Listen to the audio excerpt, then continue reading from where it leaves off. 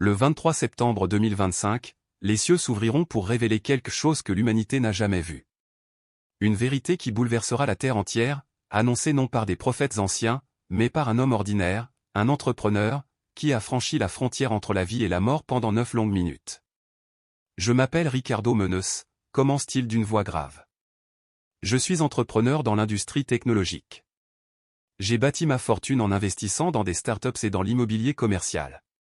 J'ai connu le succès, les soirées de gala, les contrats signés dans des gratte-ciel de verre. Mais rien de tout cela n'avait d'importance le jour où mon cœur s'est arrêté. C'était le 3 février. Une banale opération de la vésicule biliaire devait être une formalité médicale, une parenthèse avant de reprendre ses affaires. Mais au cœur de la salle d'opération, l'inattendu frappa, arrêt cardiaque. Pendant que les médecins s'acharnaient à le ramener, Ricardo s'était déjà détaché de son corps. Je me suis retrouvé dans un lieu que je n'ai pas de mots pour décrire, raconte-t-il. Ce n'était ni ciel ni terre. Le temps n'existait plus. L'espace semblait dissous. Tout était d'une intensité écrasante, presque insoutenable pour mon esprit. Puis, il ressentit une présence. Pas un simple pressentiment, mais une certitude absolue. Devant lui se tenait Jésus. Pas l'image fragile que l'on voit sur les vitraux ou les tableaux anciens, il était majestueux, rayonnant d'une autorité que rien ne pouvait contester. Et pourtant, cet éclat de gloire était adouci par un amour infini, un amour si profond que Ricardo tomba à genoux. Ses yeux me transpercèrent l'âme, se souvient-il. Il reflétait une compassion insondable, mais aussi une tristesse qui m'a brisé le cœur. Quand il a prononcé mon nom, Ricardo, j'ai eu l'impression de rentrer dans une maison que j'avais toujours cherchée, sans jamais la trouver. Alors, Jésus parla. Je t'ai amené ici pour te montrer ce qui va se produire. En un instant, le lieu se transforma. Ricardo se retrouva dans ce qu'il décrit comme un belvédère spirituel, surplombant la terre. Mais ce n'était pas la vue depuis l'espace, il voyait le monde dans sa dimension invisible. Des éclairs de lumière et des traînées d'ombre traversaient les continents, représentant les prières des hommes, leurs gestes d'amour, mais aussi leurs actes de haine et d'injustice. Tout commence ici, dit Jésus en désignant le Moyen-Orient. Le 10 septembre, quelque chose qui est resté caché pendant 2 millénaires sera révélé. Ricardo vit alors des archéologues, poussiéreux, penchés sur une fouille près de Jérusalem. Puis leurs visages s'illuminèrent de stupeur, ils venaient de mettre au jour des artefacts qui apportaient des preuves irréfutables de la vie de Jésus. Il vit des inscriptions authentiques des paroles du Christ, des objets personnels ayant appartenu aux disciples, et plus bouleversant encore, des traces physiques de la résurrection. J'ai vu un morceau de lin qui semblait palpiter comme un cœur vivant, raconte Ricardo, les yeux humides. Il irradiait chaleur et lumière, même après 20 siècles. J'ai vu des tablettes de pierre portant des textes en araméen confirmant les évangiles, mais avec des détails si précis qu'aucun historien n'aurait pu les inventer. La voix de Jésus résonna alors comme un tonnerre. Cette révélation divisera le monde. Ceux qui aiment la vérité se réjouiront. Ceux qui vivent du mensonge se soulèveront de colère. Les médias tenteront de la faire taire, les gouvernements chercheront à la manipuler, les autorités religieuses la mettront en doute. Mais au moment choisi, rien ne pourra l'arrêter. Ricardo vit les scènes se dérouler sous ses yeux comme un film, les réseaux sociaux s'embrasant de nouvelles, des scientifiques médusés incapables de nier l'évidence, et dans le même temps, des hommes puissants enfermés dans leurs bureaux, se tordant de rage en voyant leur contrôle sur le monde menacé. Puis la première vision se dissipa, et Jésus reprit la parole d'un ton grave, si grave que le cœur de Ricardo en trembla. La deuxième des 4 grandes signalisations mettra à l'épreuve le cœur de ceux qui disent me suivre. Entre le 12 et le 18 septembre, je permettrai qu'un grand tremblement secoue mon église. En un instant, le décor changea à nouveau. Ricardo vit des milliers d'églises, au Brésil, aux États-Unis, en Europe, en Afrique. Ce n'était pas un séisme physique, mais un séisme spirituel. Les fondations de la foi organisée furent ébranlées. Certains temples restaient solides, illuminés d'une lumière douce et immuable. D'autres s'effondraient de l'intérieur, révélant l'hypocrisie, la corruption et les ambitions humaines qui les rongeaient depuis longtemps. J'ai vu des pasteurs tomber à genoux en larmes, demandant pardon. J'ai vu des foules quitter des lieux où ma parole avait été déformée. Et j'ai vu des petites communautés, humbles et fidèles, briller comme des phares dans la nuit. Ricardo s'interrompit un instant en racontant son expérience, les mains tremblantes. C'était douloureux, mais nécessaire.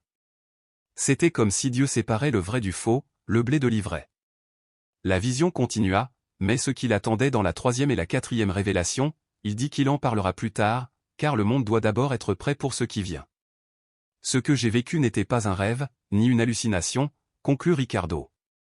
C'était une rencontre directe avec le ciel. Et si je suis revenu à la vie, c'est pour prévenir, pour préparer. Septembre 2025 sera un mois où le monde entier sera secoué. Il respira profondément, comme pour reprendre ses esprits après avoir revécu cette expérience. Ces paroles ne sont pas des prédictions pour effrayer, mais un appel à l'éveil, à la conversion, à la recherche sincère de la vérité avant que tout ne bascule. Je vis des foules agenouillées, le visage tourné vers le ciel, implorant Dieu avec une sincérité bouleversante, leurs prières portées par une foi si pure qu'elle semblait défier toute logique humaine. Pourtant, derrière cette scène de ferveur, d'autres images surgissaient, sombres et saisissantes, des bâtiments encore debout à l'extérieur mais déjà en ruine à l'intérieur, symboles d'institutions corrompues et de croyances fragiles. Je vis des masques tomber. Des leaders religieux, autrefois vénérés, étaient publiquement démasqués. Leurs péchés cachés remontaient à la surface, leurs secrets s'exposaient à la lumière du jour comme s'ils n'avaient jamais existé. Dans l'une de ces visions, j'assistais à l'arrestation d'un pasteur d'une gigantesque méga-church, menottes au poignet, il était emmené sous les yeux d'une foule stupéfaite. Des documents révélèrent des années de fraude financière contre sa propre congrégation. Ailleurs, un prédicateur célèbre, connu pour ses discours flamboyants sur la prospérité, vit sa réputation et sa fortune s'effondrer en une seule nuit, des enregistrements révélèrent le mépris qu'il nourrissait en secret pour ceux qui finançaient son train de vie luxueux. Les conséquences furent dévastatrices, des dénominations entières se fragmentaient, incapables de cacher plus longtemps la vérité sur leurs dirigeants. Mais la secousse ne frappa pas seulement les grandes figures, elle atteignit aussi les croyants ordinaires. Des hommes et des femmes, fidèles depuis des décennies, découvrirent que leur foi reposait davantage sur des traditions humaines que sur une relation vivante avec Jésus. Et lorsque la terre symbolique de leur certitude se mit à trembler, beaucoup n'eurent plus rien à quoi s'accrocher. Ils chutèrent, spirituellement désorientés. Cette révélation fut douloureuse, presque insupportable. Mais au milieu de ce chaos, quelque chose de magnifique commença à éclore, comme de petites flammes dans la nuit, des groupes de prière se formèrent dans les maisons. Ils se multiplièrent à une vitesse fulgurante. Des personnes autrefois tièdes se mirent à brûler d'un amour passionné pour Dieu. Les jeunes, qui avaient grandi dans une religion mécanique et sans vie, vivaient pour la première fois une véritable conversion, leur cœur s'enflammait, leurs yeux s'illuminaient. C'est alors que Jésus m'apparut de nouveau. Ses yeux étaient emplis de larmes et il me dit d'une voix douce mais ferme. Cette purification n'est pas un châtiment, c'est une préparation. Mon épouse doit être pure avant le banquet. Le blé doit être séparé de l'ivraie. Ceux qui resteront après ce processus seront plus forts, plus purs, et plus efficaces pour la grande moisson à venir. À la fin de cette vision, l'air autour de moi sembla se charger d'électricité, vibrant comme si une puissance invisible traversait l'atmosphère. Mon cœur battait plus vite, je savais qu'un événement encore plus grand allait être révélé. Alors Jésus parla de nouveau. La troisième manifestation sera visible dans les cieux, et chaque être humain sur la terre en sera témoin. Le 23 septembre apparaîtra un signe que l'humanité n'a encore jamais vu. À cet instant, mon regard intérieur se dilata et je me retrouvai comme projeté au-delà de la Terre, embrassant du regard tout le système solaire. À la frontière de l'espace, je vis un éclat éblouissant se rapprocher. Ce n'était ni un astéroïde ni une comète. C'était comme une entité faite de pure lumière, avançant avec intelligence et une détermination irrésistible vers notre planète. Jésus m'expliqua. Ce messager de lumière se placera entre le Soleil et la Terre pendant exactement 7 heures et 7 minutes. Durant cet intervalle, la lumière qui baignera le monde sera différente, elle transportera des fréquences destinées à réveiller les sens spirituels de ceux qui sont prêts à les recevoir. Je restai émerveillé devant le spectacle. La clarté qui inondait la planète n'était pas le jaune familier du soleil, c'était un rayonnement d'un blanc pur, parsemé de reflets dorés, si intense qu'il semblait laver la création tout entière. Les effets furent immédiats, sur toute la surface de la Terre, des hommes, des femmes et des enfants tombèrent à genoux dans une adoration spontanée, comme si leur cœur reconnaissait la source de cette lumière. Les enfants, surtout, paraissaient absorber cette énergie avec une facilité déconcertante. Certains commencèrent à manifester des dons de guérison et même de prophétie sous les yeux stupéfaits de leurs parents. Des adultes, restés spirituellement aveugles pendant des années, se mirent à voir des anges, à rêver des songes prophétiques et à recevoir des visions qui transformeraient leur existence pour toujours. Mais je vis aussi le contraste, ceux qui avaient endurci leur cœur contre Dieu ne pouvaient supporter ce rayonnement. Certains furent pris de nausées, d'autres éclatèrent de colère sans raison apparente, et beaucoup fuirent vers des lieux obscurs pour tenter d'échapper à cette lumière qui semblait pénétrer jusqu'au plus profond de leur âme. Jésus déclara: cette lumière séparera les brebis des boucs. Elle révélera l'état véritable de chaque cœur. Ceux qui ont servi l'ombre en secret seront exposés. Mais ceux qui ont marché dans ma lumière seront fortifiés comme jamais auparavant. L'intensité de cette troisième vision me submergea au point que je sentis mes forces me quitter. Mon corps tout entier était comme vidé, tremblant d'émotion. Mais Jésus posa doucement sa main sur mon épaule et, à l'instant même, une énergie puissante envahit mon être, me renouvelant de l'intérieur. Alors il me regarda avec une intensité qui transperça mon âme et me dit: il y a encore une chose que tu dois voir. Sa voix prit un ton d'une gravité solennelle qui fit vibrer tout mon être. Puis il ajouta: le quatrième événement sera le plus important de tous. Il marquera le commencement de la dernière moisson d'âme avant mon retour. À cet instant, j'eus la sensation que le ciel tout entier retenait son souffle. La dimension spirituelle autour de moi se plongea dans un silence parfait, absolu, comme si l'univers lui-même attendait la révélation de ce mystère. Je sus, au plus profond de mon âme, que ce que j'étais sur le point de voir représentait l'accomplissement de toutes les visions précédentes, le sommet de la révélation. Ce que Jésus allait me montrer n'était pas simplement un message pour moi, mais quelque chose qui allait changer le cours de l'histoire pour toujours. Le 29 septembre, dit Jésus, je répandrai mon esprit sur toute l'humanité. Ce ne sera pas une pluie douce ni une transformation lente. Ce sera une irruption soudaine, une accélération surnaturelle de mon royaume qui, en un seul jour, bouleversera et transformera des millions de vies. Puis la vision commença.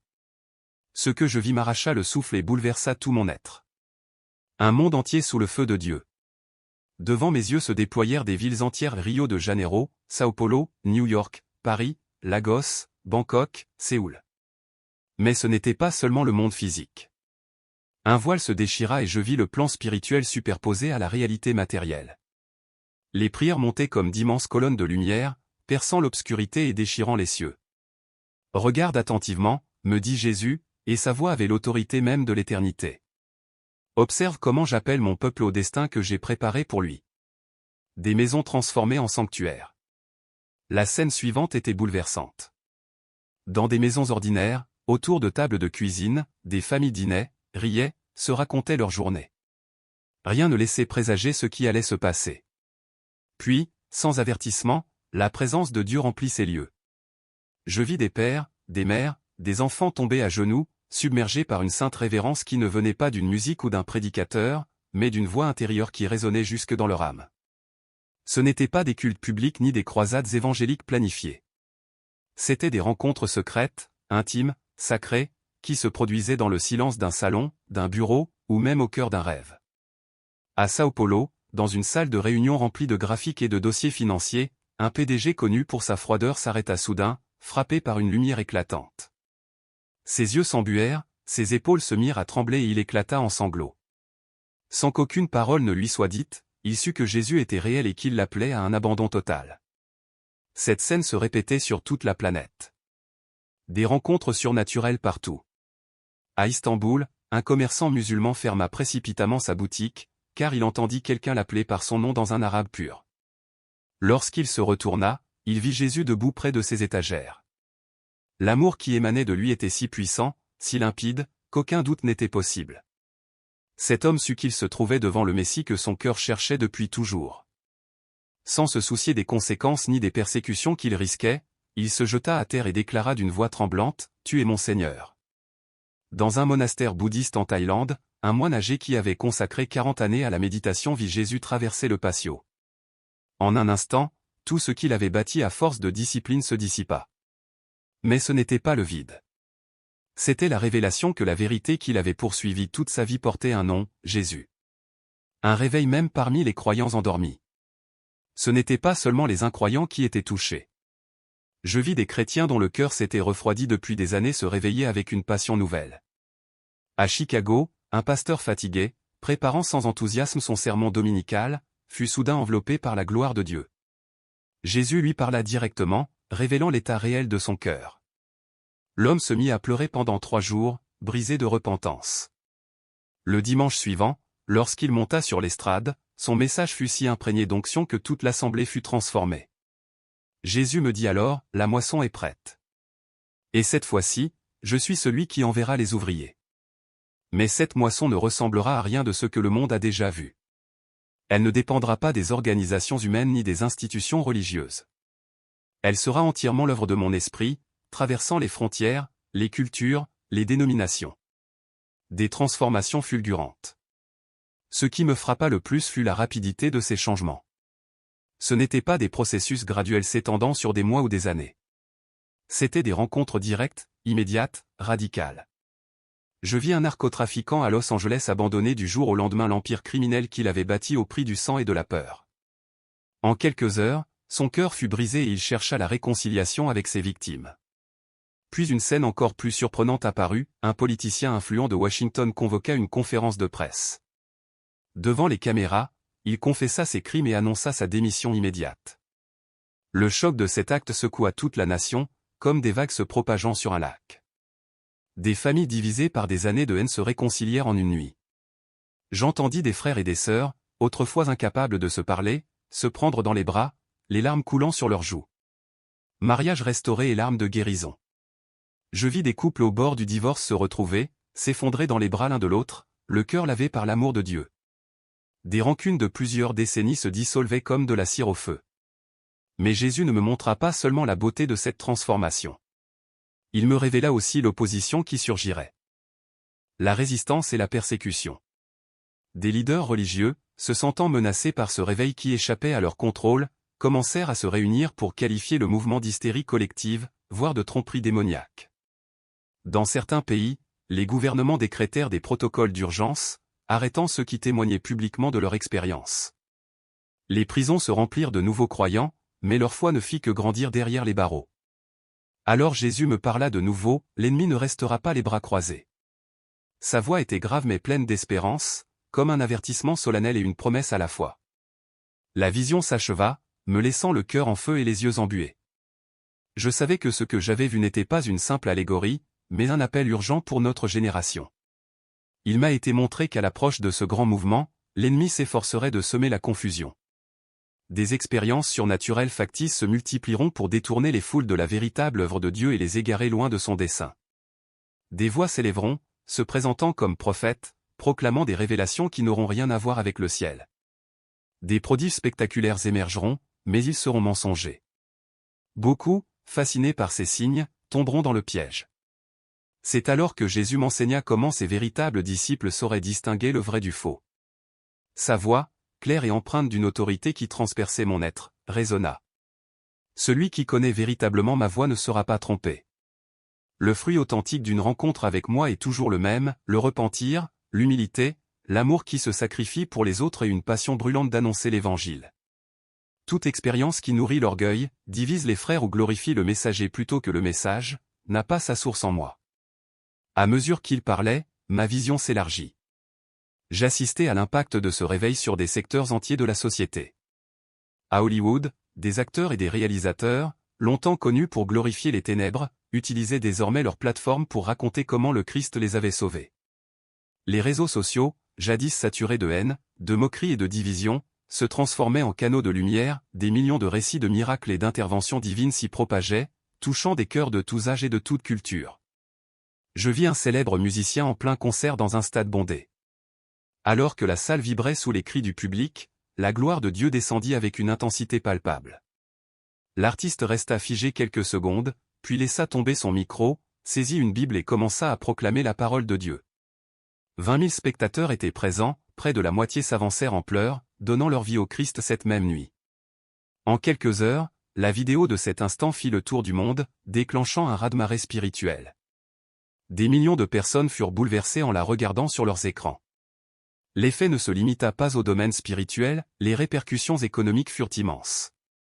Des hommes et des femmes d'affaires, riches et puissants, qui avaient rencontré Jésus de façon réelle, vendirent des propriétés, liquidèrent leur fortune et se mirent à financer des missions humanitaires, des orphelinats, des centres de réhabilitation et des écoles. Certaines entreprises, autrefois construites sur des pratiques injustes et l'exploitation, furent complètement réformées ou cessèrent d'exister, leurs dirigeants ayant été saisis d'une conviction de péché impossible à ignorer. Des secteurs entiers de l'économie furent secoués. Je vis l'industrie pornographique perdre ses principales vedettes, des dizaines d'actrices et d'acteurs annonçaient publiquement leur retraite et lançaient des ministères pour aider d'autres victimes de l'esclavage sexuel à retrouver leur liberté et leur dignité. À Las Vegas et Atlantic City, les propriétaires de casinos fermaient volontairement leurs établissements, reconnaissant la souffrance et la ruine que leurs affaires avaient causées à d'innombrables familles. Mais ce qui me bouleversa le plus fut la scène suivante. J'aperçus Jésus marchant parmi les bidonvilles, là où personne ne veut aller. Il se penchait sur les sans-abri, posait sa main sur les drogués et, en un instant, leur chaîne de dépendance tombait. Les prostituées pleuraient en retrouvant leur dignité, lavées de toute honte. Dans les quartiers les plus violents, des gangs déposaient leurs armes et se transformaient en artisans de paix, travaillant à réconcilier leur propre communauté. La voix de Jésus résonna à nouveau, pleine d'amour mais aussi de majesté. Ce réveil abattra les murs qui ont divisé mon peuple depuis des générations. Ni la couleur de peau, ni la classe sociale, ni la nationalité, ni les dénominations religieuses n'auront plus d'importance. Là où mon esprit agit avec puissance, d'anciens ennemis se reconnaîtront comme frères et sœurs en Christ. À cet instant, je vis ces paroles devenir réalité sous mes yeux. Des églises autrefois réservées à un seul groupe ethnique s'emplissaient de fidèles de toutes origines. L'accueil était sincère, débordant de joie, sans discrimination ni préjugés. Dans d'autres régions du monde, je vis des tribus rivales, ennemies depuis des siècles, s'embrasser en pleurant, car elles expérimentaient tout en même temps l'amour transformateur du Christ. Puis la vision m'entraîna vers des lieux que je n'aurais jamais imaginés. Les prisons de haute sécurité, habituellement remplies de violence et de désespoir, devinrent de véritables centres missionnaires. Les détenus se convertissaient en masse et prêchaient les uns aux autres. Les chants de louanges remplaçaient les cris de rage. Les hôpitaux psychiatriques rapportaient des guérisons miraculeuses, des patients atteints de maladies mentales graves retrouvaient leur lucidité et leur paix intérieure. Rien ne pouvait arrêter la présence de Dieu. Elle franchissait toutes les frontières, renversait tous les murs. Même dans les cliniques d'avortement, je vis des médecins et des infirmières quitter leur poste en larmes, après avoir vécu une rencontre personnelle avec Jésus. Ils réalisaient soudain la valeur sacrée de chaque vie qu'ils avaient contribué à détruire et imploraient le pardon. C'est alors que Jésus me parla une nouvelle fois, sa voix douce mais empreinte d'une urgence qui me fit frissonner. Ceci est ma dernière miséricorde, ma dernière invitation avant que les tempêtes du jugement ne se lèvent. Ceux qui répondent maintenant entreront dans l'arche et seront préparés pour ce qui vient. La scène atteignit son apogée. Jésus posa sur moi un regard qui mêlait un amour infini à une solennité qui fit trembler mon âme. Mon fils, comprends, le temps est compté. La fenêtre d'opportunité que j'ouvre en septembre ne restera pas ouverte éternellement.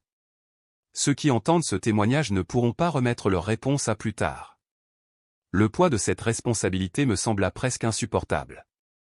Je me sentais écrasé par l'importance de l'appel. Mais à cet instant, il me réconforta.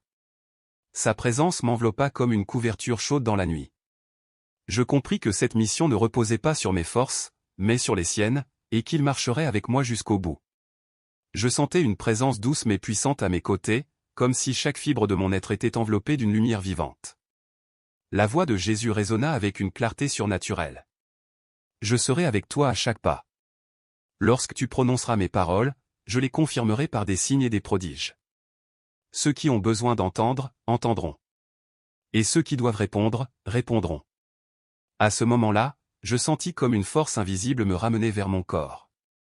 Juste avant que mon esprit ne soit complètement libéré de cette dimension céleste, Jésus me confia une dernière instruction, gravée pour toujours dans ma conscience. Dis-leur de préparer leur cœur pendant qu'il en est encore temps.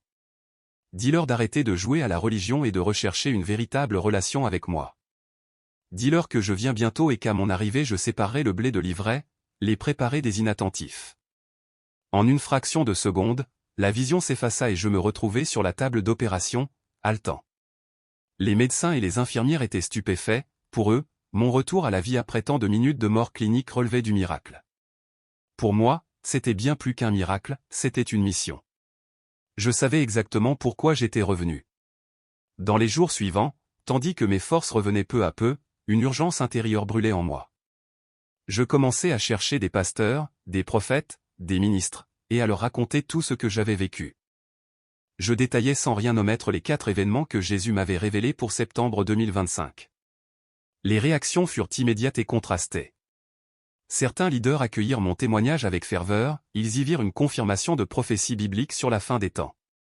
Dans leurs églises, ils organisèrent des veillées de prière, appelèrent les fidèles à un profond repentir et tinrent des cultes de consécration. Mais d'autres furent plus sceptiques. Ils se demandaient si Dieu pouvait vraiment révéler des dates si précises. Certains craignaient que je sois un faux prophète ou que la déception soit immense si les événements ne se déroulaient pas exactement comme je les avais décrits. Des dénominations entières convoquèrent des conférences d'urgence pour examiner l'authenticité de mon expérience. Mais je ne me laissais pas intimider. J'avais vu le regard de Jésus, j'avais reçu ses révélations directement de lui. L'urgence qui brûlait dans mon âme m'empêchait de me taire. Alors, je commençais à témoigner partout, sur les réseaux sociaux, dans les émissions de télévision chrétiennes, dans chaque lieu où quelqu'un acceptait d'écouter. Je leur disais souvent: je comprends vos doutes. Si quelqu'un m'avait raconté cette histoire il y a 6 mois, peut-être que moi aussi j'aurais eu du mal à le croire. Mais je ne peux pas nier ce que j'ai vécu. Jésus est réel. Il revient bientôt, et septembre 2025 marquera un tournant dans l'histoire de l'humanité. Très vite, mon histoire commença à se répandre dans le monde entier. Des personnes de continents différents commencèrent à m'écrire pour me dire qu'elles avaient elles aussi des songes et des visions. Un pasteur du Kenya me raconta un rêve dans lequel il voyait des fouilles archéologiques à Jérusalem révélant des preuves de la vérité biblique. Une femme au foyer du Brésil me confia avoir vu, dans une vision, des églises secouées et purifiées. Un entrepreneur de Singapour me décrivit un songe où le ciel entier s'illuminait d'une lumière surnaturelle. Cette convergence de témoignages, venant de cultures si différentes, était bouleversante. J'eus la certitude que je n'étais pas le seul, Dieu parlait simultanément à son peuple aux 4 coins du monde, préparant son Église à ce qui allait venir. Je compris que je n'étais qu'une voix parmi un immense chœur prophétique, convoqué pour sonner l'alarme. Mais ce qui me marqua le plus, ce ne furent pas seulement les visions, mais ce qui s'était produit en moi. Avant cet épisode, j'étais un homme d'affaires prospère. J'allais à l'église régulièrement, mais ma foi était superficielle. Mon cœur était bien plus attaché à mes réussites qu'à l'intimité avec Dieu. Après cette expérience, tout changea radicalement. La fortune que j'avais bâtie me sembla soudain bien insignifiante comparée aux trésors éternels que Jésus m'avait montrés. Je commençais à vendre une partie de mon empire et à donner des sommes considérables à des missions et des ministères dont la seule ambition était de sauver des âmes. Ma vision du succès, mon but dans la vie et mes priorités furent complètement transformés. Ma famille s'en aperçut immédiatement. Ma femme, avec qui je suis marié depuis plus de 30 ans, me dit un jour que c'était comme si elle vivait avec un autre homme. Celui qui autrefois était obsédé par les résultats et parfois dur dans ses relations passait désormais des heures à genoux en prière, cherchant la face de Dieu et plongeant dans les Écritures avec une passion qu'elle ne m'avait jamais connue. Mes 3 enfants adultes, au début, se demandèrent même si je n'avais pas subi une lésion cérébrale à cause de l'arrêt cardiaque. Mais en entendant mon témoignage et en voyant la paix surnaturelle qui m'habitait, en constatant l'autorité spirituelle nouvelle qui se dégageait de moi, eux aussi commencèrent à vivre leur propre réveil intérieur. Ma fille m'a confié un jour des paroles qui m'ont bouleversé jusqu'au plus profond de mon être. « Papa, tu as toujours pris soin de nous matériellement. Nous n'avons jamais manqué de rien. Mais nous ne t'avons jamais connu comme un homme de foi. Aujourd'hui, chaque matin tu nous appelles à prier, tu partages des versets qui semblent parler directement à nos épreuves, et ton amour pour Dieu est si contagieux qu'il change toute l'atmosphère de la maison. » Ces mots me transpercèrent comme une flèche, car ils confirmaient que le changement en moi n'était pas seulement intérieur, il rayonnait, il touchait les autres. Ce qui s'était passé pendant ces 9 minutes entre la vie et la mort m'avait fait me sentir plus vivant que jamais. Craignant que le temps n'efface les détails de ce moment sacré, je commençais à tout écrire, chaque vision, chaque mot, chaque instruction reçue de Jésus. Je savais que ce message n'était pas seulement pour moi, mais pour l'Église entière, pour la génération qui se prépare à l'un des tournants les plus décisifs de l'histoire. À mesure que septembre 2025 approchait, je sentais une urgence brûlante grandir dans mon cœur. Cette urgence se transforma en action, je fondai une organisation dédiée à diffuser ce message. Nous finançâmes des rencontres de prière, des conférences, des rassemblements qui réunissaient des croyants de toutes dénominations. Je savais que nous devions préparer le peuple de Dieu, pas seulement pour recevoir un réveil spirituel, mais pour discipler les foules de nouveaux convertis qui viendraient en masse lorsque l'Esprit serait répandu sur toute chair. Je décidai aussi d'investir dans les missions, dans des régions où l'Évangile n'avait encore jamais été annoncé. Des villages reculés, des tribus isolées, des quartiers urbains oubliés, je voulais que personne ne soit laissé de côté. Car j'avais compris que ce réveil serait global, et que le Seigneur cherchait des ouvriers prêts à se lever et à enseigner, à aimer, à guider. Peu à peu, des théologiens, des pasteurs et des chercheurs commencèrent à examiner mon témoignage avec un œil critique mais curieux. Ils le comparaient aux prophéties bibliques, aux grands schémas historiques de réveil. Beaucoup remarquèrent des parallèles étonnants avec le livre de Joël, où Dieu promet de répandre son esprit sur toute chair dans les derniers jours. D'autres citèrent les paroles de Jésus dans l'Évangile selon Matthieu, annonçant des signes dans les cieux avant son retour. Un professeur de théologie qui m'interviewa durant plusieurs semaines me dit un jour: ce qui me frappe le plus n'est pas seulement la précision des détails ou des dates, mais la façon dont tout s'emboîte dans le cadre biblique, jugement et miséricorde, avertissement et espérance. Le lien entre la découverte archéologique annoncée, la purification de l'Église, la manifestation céleste et le déversement mondial de l'Esprit est saisissant. Tout cela a des précédents clairs dans les Écritures. Ces paroles résonnèrent en moi longtemps. Mais ce qui me bouleversait encore plus, c'était de voir le fruit que produisait ce témoignage. Partout où j'allais, je voyais des cœurs s'enflammer de nouveau. Des chrétiens qui vivaient une foi tiède retrouvaient une passion brûlante pour Dieu. Des personnes qui s'étaient déclarées athées commençaient à reconnaître Jésus comme Seigneur et Sauveur. Des églises qui étaient en déclin depuis des années se mirent à croître, non pas par des programmes, mais par une vie nouvelle qui les animait. Je me souviens d'une église en Arizona, après que j'eus partagé mon histoire, 17 personnes donnèrent leur vie au Christ sur le champ, et plus de 40 se réconcilièrent avec lui ce jour-là. Le pasteur, les larmes aux yeux, me confia: en 25 ans de ministère, je n'ai jamais vu une transformation aussi immédiate et profonde. Un autre serviteur de Dieu me dit: il y a une onction sur ce message. C'est comme une épée qui transperce les ténèbres spirituelles et libère les âmes. Après la diffusion de mon témoignage, des lettres commencèrent à affluer de toutes les régions du monde. Des gens me racontaient qu'ils avaient reçu des rêves et des visions après avoir entendu ce récit. D'autres décrivaient un éveil spirituel intérieur, une sensibilité nouvelle à la voix de Dieu, comme si leur cœur était en train d'être préparé à quelque chose de prodigieux. Je voyais même des groupes de prière naître spontanément dans des villes où je n'avais jamais mis les pieds, simplement parce que quelqu'un avait partagé mon histoire dans une petite réunion de maison ou sur les réseaux sociaux. C'était comme une étincelle qui se propageait de braise en braise, allumant un feu qu'aucun homme ne pouvait éteindre. Mais tout le monde ne réagissait pas avec joie. Les critiques se firent vite entendre. Les médias séculiers me qualifièrent de fanatique apocalyptique, attisant la peur d'un supposé délire collectif autour de la fin du monde. Des journalistes sceptiques fouillèrent dans mon dossier médical, interrogèrent mes anciens associés d'affaires, essayant de me peindre comme un homme d'affaires rationnel devenu soudainement obsédé par la religion. Cela ne m'étonna pas, Jésus m'avait déjà averti. Tous n'accueilleront pas le message. Ceux qui ont endurci leur cœur résisteront, même face au témoignage le plus éclatant. Mais mes brebis connaissent ma voix. Elles reconnaîtront l'authenticité de ce que tu as vécu. À l'approche de septembre 2025, je sentais l'atmosphère spirituelle s'intensifier. Mes nuits étaient remplies de songes prophétiques. Jésus me montrait des détails précis de ce qui allait se produire. Dans l'un de ses rêves, j'aperçus le site exact où aurait lieu la découverte archéologique, une ancienne excavation, en périphérie de Jérusalem, que les archéologues avaient examiné sans jamais l'explorer à fond. Je vis leur visage lorsqu'ils tomberaient sur ce qui était enfoui là depuis des millénaires, de l'étonnement, puis des larmes, car ils comprendraient qu'ils étaient témoins d'un moment qui changerait l'histoire.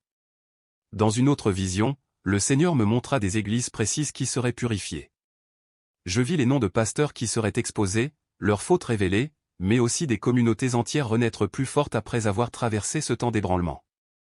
Il ne s'agissait pas de destruction, mais de sanctification. Enfin, au sujet du signe dans les cieux, Jésus me donna encore plus de détails. Cette lumière surnaturelle ne serait pas seulement un avertissement, elle réveillerait les dons spirituels endormis et apporterait guérison à une échelle mondiale. Je vis des enfants atteints de maladies incurables se lever de leur lit et courir dans les bras de leurs parents. Des hôpitaux entiers vibraient d'allégresse en voyant des guérisons instantanées. Des esprits tourmentés être libérés, des nations entières tomber à genoux en larmes. Ce que je voyais dépassait mon entendement. Mais une certitude s'imposait, le monde était sur le point de vivre une visitation divine d'une ampleur que l'humanité n'avait pas connue depuis la Pentecôte. Alors je continuais à écrire, à proclamer, à avertir. Peu importaient les critiques, peu importaient les moqueries. Car je savais que ce que j'avais vu et entendu était réel. Et je savais qu'il fallait préparer les cœurs, car le temps s'écoulait. Révélation et appel urgent. Je fus témoin d'une scène qui bouleversa tout mon être. Des hommes et des femmes, alourdis depuis des années par des maladies incurables, furent guéris en un instant. Des corps autrefois marqués par la douleur se redressaient, des visages fatigués s'illuminaient comme si une brise du ciel les avait effleurés. Mais ce qui me toucha le plus profondément, c'est que je vis des âmes brisées restaurées. Des cœurs déchirés par des traumatismes enfouis, des blessures émotionnelles anciennes qui semblaient irréparables, furent apaisés par une lumière si pure que les larmes se transformaient en rires de joie. La simple présence de cette lumière divine suffisait à guérir ce que la médecine et les années n'avaient pu effacer. Puis vint la quatrième vision, celle qui m'a laissé sans voix, le déversement global de l'Esprit de Dieu. Ce n'était pas une vague et indistincte. Non, je vis des visages précis, des personnes réelles, connues et inconnues, de toutes les nations et de toutes les sphères de la société. Je reconnus des entrepreneurs assis dans leurs bureaux, des artistes en plein travail, des responsables politiques dans leurs assemblées, mais aussi des hommes et des femmes ordinaires, des mères préparant le repas du soir, des jeunes étudiants, des ouvriers dans les rues. Tous furent visités simultanément par la présence de Jésus-Christ. L'atmosphère était saturée d'une gloire indescriptible. Chacun, du plus puissant au plus humble, tombait à genoux, le cœur transpercé par l'amour de Dieu. Lorsque je suis revenu de cette expérience, je partageais ces révélations avec des frères et des sœurs de foi, des leaders spirituels qui avaient discerné la véracité de mon témoignage. Leur réaction fut immédiate, des intercesseurs se levèrent aux quatre coins de la planète.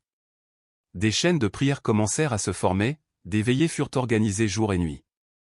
Des hommes et des femmes de Dieu se mirent à crier vers le ciel, priant spécifiquement pour que ces 4 événements s'accomplissent selon le plan divin. C'est alors que quelque chose de stupéfiant se produisit. Des prophètes de nations lointaines, ne se connaissant pas entre eux, commencèrent à rapporter des visions et des rêves presque identiques aux miens. De l'Afrique à l'Asie, de l'Europe aux Amériques, les mêmes images, les mêmes paroles prophétiques revenaient, dessinant un motif trop précis pour être une coïncidence. Même des sceptiques, jusque-là fermement opposés à toute idée de révélation divine, durent admettre qu'un phénomène d'une ampleur exceptionnelle était en train de se préparer. Et c'est ici que je dois être clair, mon témoignage n'a jamais eu pour but de me mettre en avant. Je ne cherche ni scène, ni renommée, ni aplomb médiatique. J'ai connu la mort pendant 9 longues minutes, et dans cet espace hors du temps, Jésus m'a guidé pour me révéler ce que son cœur voulait partager avec l'humanité. Il m'a confié un message urgent, une mise en garde pour notre génération. Et je le dis avec tout le poids de cette mission, septembre 2025 ne sera pas un mois ordinaire. Le Seigneur me l'a montré avec une précision redoutable. Le 7 septembre, un événement archéologique d'une importance capitale secouera le monde entier. Ce ne sera pas une simple découverte de musée, mais une révélation qui fera trembler les fondations de notre compréhension de l'histoire et de la foi. Puis, entre le 12 et le 18 septembre, l'Église sera ébranlée et purifiée. Les masques tomberont, les illusions religieuses seront confrontées à la vérité. Ce sera une période douloureuse pour certains, mais nécessaire, car la lumière ne laisse rien de caché. Le 23 septembre, les cieux eux-mêmes s'ouvriront. Une lumière venue d'en haut recouvrira la terre entière, et ceux qui auront préparé leur cœur seront inondés de la gloire divine.